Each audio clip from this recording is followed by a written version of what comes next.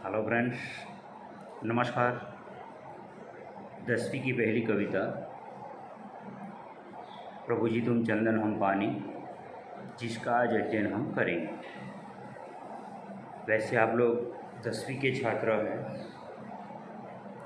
इसलिए जहाँ से कविता आरंभ होती है वहाँ से लेकर के उसके अंत तक कविता से जुड़ी हुई जो बातें हैं वो ध्यान में रखकर चलना है।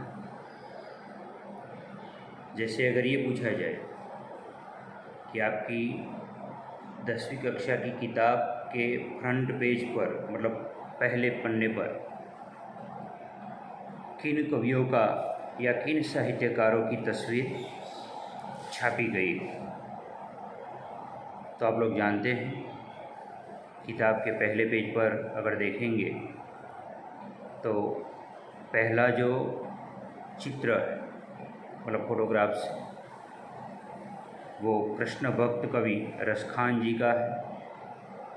सेंटर में जो फोटो है वो हमारी पहली कविता के कवि संत रैदास जी हैं, और तीसरी जो फोटो है वो भक्तिकालीन कवियत्री मीराबाई की। प्रभु जी तुम चंदन हम पानी,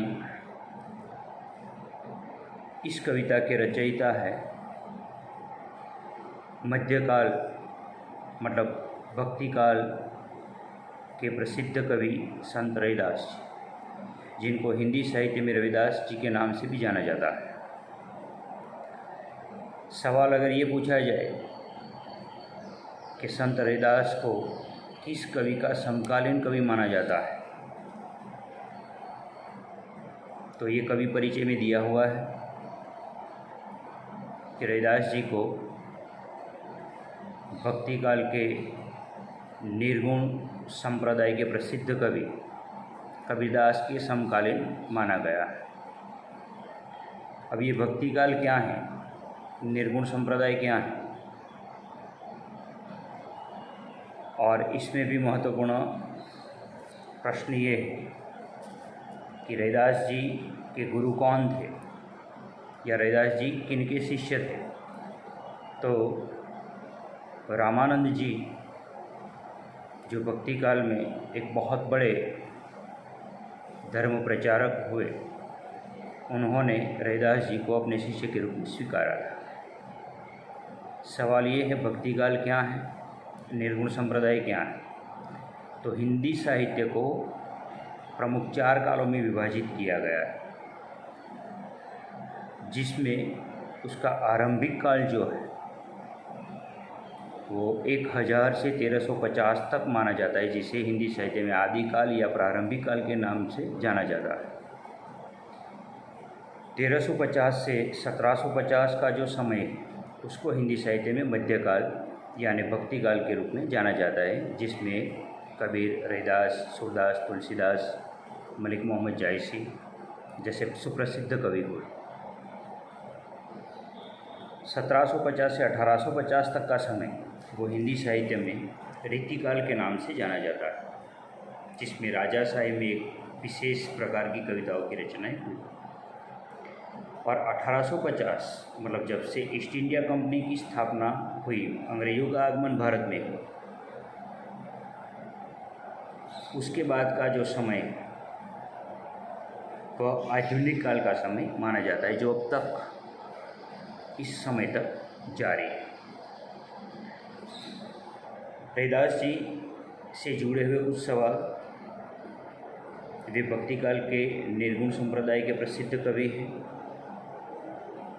कबीरदास जी के समकालीन कवि हैं, और जिनके गुरु रामानंद जी को माना जाता है। ये निर्गुण संप्रदाय क्या है, तो भक्तिकाल का जहाँ से आरंभ हुआ उसकी प्रमुख 2 धाराएं बही, निर्गुण संप्रदाय और सगुण संप्रदाय। निर्गुण संप्रदाय में 2 प्रकार की कविताओं की रचनाएं हुई, जिसमें ज्ञानाश्रयी शाखा और दूसरी है प्रेमाश्रयी शाखा। ज्ञानाश्रय शाखा के प्रमुख कवि हैं कबीरदास, रैदास वगैरह, और प्रेमाश्रय शाखा के प्रमुख कवि हैं मलिक मोहम्मद जायसी और सूफी कवि, जो उनके साथ बहुत सारे कवि हैं। भक्ति काल की दूसरी प्रमुख शाखा है सगुण भक्ति संप्रदाय। सगुण भक्ति काव्य में भी दो प्रकार की धाराएं बही, राम भक्ति शाखा और कृष्ण भक्ति शाखा। जैसे निर्गुण संप्रदाय के प्रमुख कवि कबीर, रैदास वगैरह है, प्रेमाश्रय शाखा के प्रमुख कवि मलिक मोहम्मद जायसी हैं, उसी प्रकार राम भक्ति शाखा के प्रमुख कवि तुलसीदास जी हैं और कृष्ण भक्ति शाखा के प्रमुख कवि सूरदास, मीराबाई वगैरह। निर्गुण संप्रदाय क्या है, जिससे रैदास जी की रचनाएं जुड़ी। तो निर्गुण संप्रदाय उसे कहते हैं निर्गुण, निर प्लस गुण, मतलब नहीं है गुण रूप कद आकार जिसका वह। वे ऐसे परमात्मा की उपासना करते थे, ऐसे परमात्मा को मानते थे जो मूर्ति के रूप में नहीं है, जो शरीर के रूप में नहीं है, लेकिन वो अणु अणु में व्याप्त है, कण कण में व्याप्त है, सर्वत्र विद्यमान है। ऐसे ईश्वर की परिकल्पना करके कबीरदास जी, रैदास जी जैसे संतों ने अपने पद, भजन, अपने दोहा वगैरह लिखा, और उस समय उन्होंने मूर्ति पूजाओं का विरोध किया। लेकिन यहाँ रैदास जी की प्रभु जी तुम चंदन हम पानी एक अद्भुत रचना, क्योंकि इसमें भक्त और भगवान दोनों परस्पर एक दूसरे के साथ जुड़े हुए हैं। जैसे टाइटल से क्लियर हो जाता है, प्रभु जी तुम चंदन हम पानी। चंदन और पानी का संबंध परस्पर पूरक है। आप लोग जानते हैं कि हर एक पदार्थ, हर एक द्रव्य कणों से जुड़ा हुआ है। चंदन घिसते समय उसके कणों में जब पानी को मिलाया जाता है तो पानी के कणों के साथ चंदन के कण मिल जाते हैं और पानी भी सुवासित हो जाता है। तो चंदन एक मूल्यवान पदार्थ है, सुवासित पदार्थ है, और पानी वो हर जगह मिल जाता है, मतलब उसका मूल्य कम है। जैसे ही पानी सुवासित हो जाता है तो उसका मूल्य बढ़ जाता है। जैसे आप लोग अत्तर को जानते हैं, परफ्यूम को जानते हैं, उसी पानी के कणों में जो सुवासित पदार्थ मिल जाते हैं तो वो पूरा सुवासित हो जाता है और वह पैकिंग होकर बिकता है। ठीक उसी प्रकार भक्त भगवान से जब जुड़ जाता है, भगवान में एकाकार हो जाता है, तब वह अनेक रूप से मूल्यवान हो जाता है। ठीक रैदास जी ने इसी प्रकार अपना संबंध भगवान के साथ स्थापित करने का प्रयत्न किया है। इसके लिए अनेक दृष्टांत, अनेक उदाहरण उन्होंने दिया है। एक एक करके उस दृष्टांतों को हम समझने का प्रयत्न करते हैं। इस कविता के साथ जुड़े हुए कुछ महत्वपूर्ण शब्द हैं, वह नीचे शब्दार्थ में दिए हुए हैं, बीच बीच में हम इसको क्लियर करते जाएंगे। पहली लाइन, प्रभु जी तुम चंदन हो पानी। जैसे मैंने कहा, चंदन जब पानी में मिल जाता है या पानी चंदन में मिल जाता है तो पानी का मूल्य बढ़ जाता है, पानी सुवासित हो जाता है। और पानी प्रवाही पदार्थ है, उसके कणों के बीच काफ़ी अवकाश, मतलब जगह होती है। उसमें जब चंदन के कण मिल जाते हैं तो दोनों एकाकार रूप धारण करते हैं, फिर उसको अलग नहीं किया जा सकता। ठीक उसी प्रकार भक्त भगवान से मिल जाता है तो अपने समग्र अस्तित्व में उस रूप को वह धारण करता है। इसलिए दूसरी लाइन में रैदास जी ने कहा, जाकि अंग अंग बास समाने। अंग अंग, प्रत्येक अंग में, मतलब शरीर के हर एक भाग में, हर एक अवयव में हे परमात्मा आपका निवास है।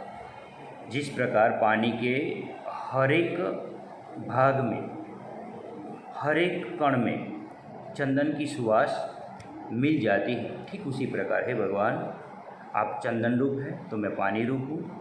और जिस तरह चंदन पानी में पूरी तरह फैल जाता है, ठीक उसी तरह आप मेरे समग्र अस्तित्व में फैल चुके हैं। अंग अंग बास समानी, बास मतलब बू, सुवास, सुगंध जिसे हम कहते हैं। तो चंदन की बास जिस तरह पानी में मिल जाती है, उसी तरह है परमात्मा आपकी जो सुवास है, एक अदृश्य रूप है, वो मेरे सारे अस्तित्व में, मेरे प्रत्येक अंग में फैल चुका है, मिल चुका है। इसलिए मैं आपमय हो गया। तीसरी लाइन में कहा है कवि ने, प्रभु जी तुम घन बन हम मोरा। ये दूसरा दृष्टांत है।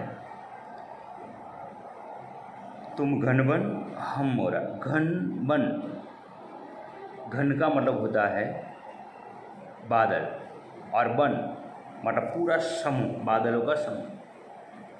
जैसे पूरा वन जिसमें वृक्षों का समूह होता है, ठीक उसी प्रकार बादलों का समूह जब आकाश में चढ़ आता है, बादलों की सवारी निकल पड़ती है, तो उसे देखकर मोर खुश हो जाता है, नाचता है, कूदता है, अपनी कला दिखाता है। तो बादलों को देखकर जिस तरह मोर प्रसन्नता से झूम पड़ता है, ठीक उसी प्रकार है भगवान आप बादलों के समूह के रूप में हैं। तो मैं उन बादलों के समूह को देखकर प्रसन्न होने वाला मोर हूँ। जैसे चित्तवत चंद चकोरा, अगली लाइन में कवि ने कहा है चित्तवत, चित्त हृदय मन, वत मतलब मन लगाकर, हृदय लगाकर, जिसे हम हार्टली कहते हैं। जिस तरह अगले दृष्टांत में रैदास जी ने कहा है कि हार्टली, हृदय लगा करके, मन लगा करके, जिस तरह चकोर पक्षी पूर्णिमा के चंद्र को एकटक देखता रहता है, चंद्र से वह इतना प्यार करता है, उसे इतना चाहता है, ठीक उसी प्रकार है परमात्मा मैं एक चकोर पक्षी हूँ, तो आप प्रकाश में चंद्रमा। आपके उस प्रकाश को देखकर मैं अनिमेष मतलब बिना पलक झपकाए एकटक देखने वाला चकोर पक्षी। प्रभु जी तुम दीपक हम बाती, जाकी ज्योति बरे दिन रात। हे भगवान आप दीपक हैं, तो मैं उसमें जलने वाली बाट। बिना बाट के दीपक का कोई महत्व नहीं। और दीपक पूर्ण स्वरूप तभी लेता है, हम लोग जानते हैं कि जिस तरह दिया जलाने के लिए, दिया जलाने का पात्र, उसमें तेल, उसमें बाट, ये सब होना चाहिए, तभी जा कर के दिया जलता है, प्रकाश फैलाता है और अंधकार को दूर करता है।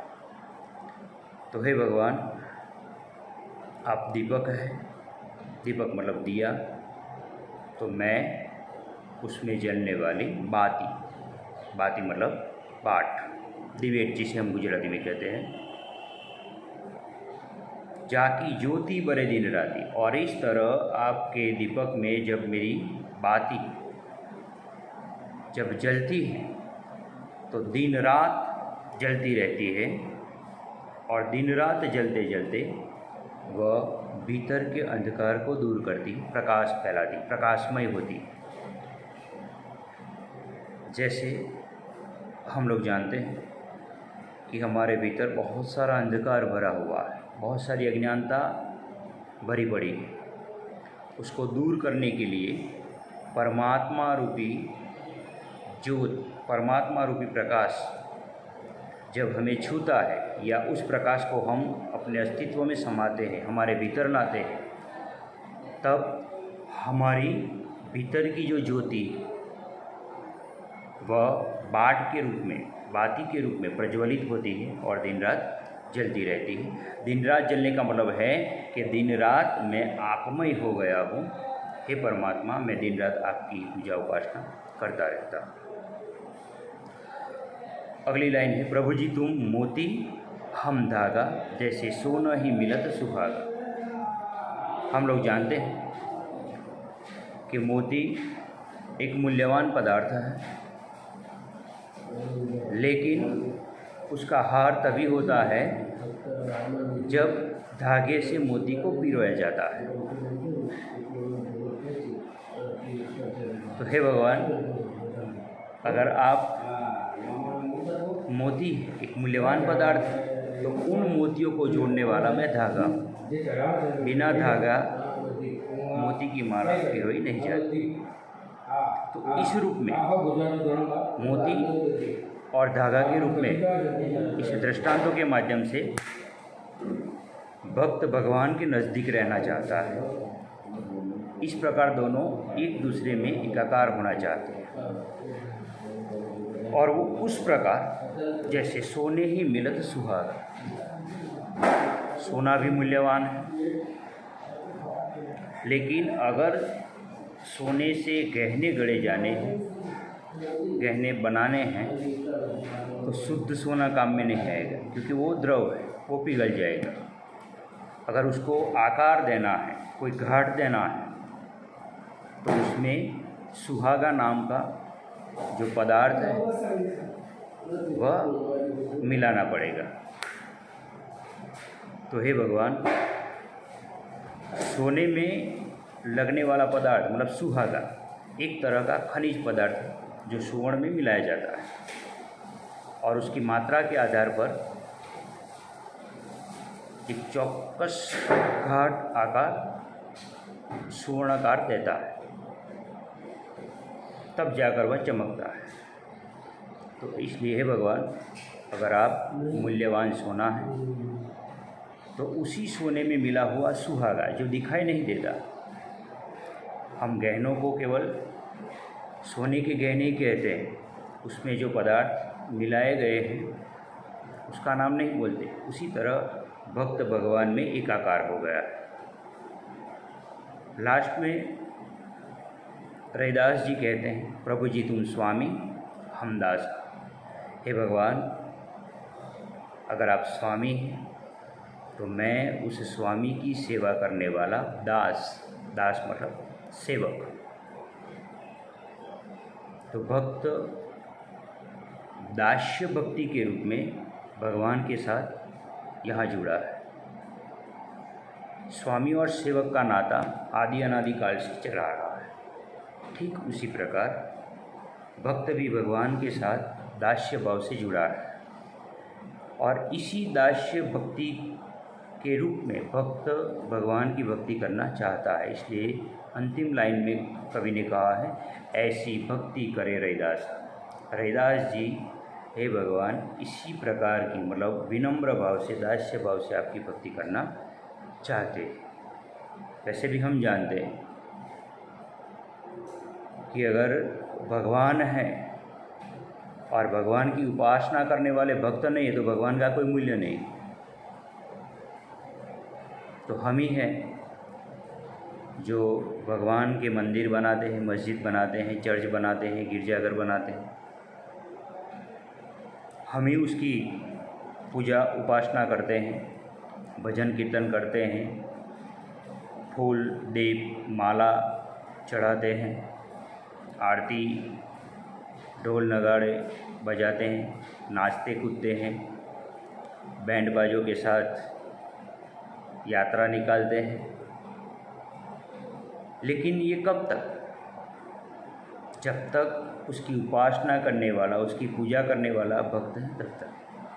तो भक्त जब तक नहीं है तब तक भगवान का महत्व नहीं, भगवान को पूछने वाला कोई नहीं।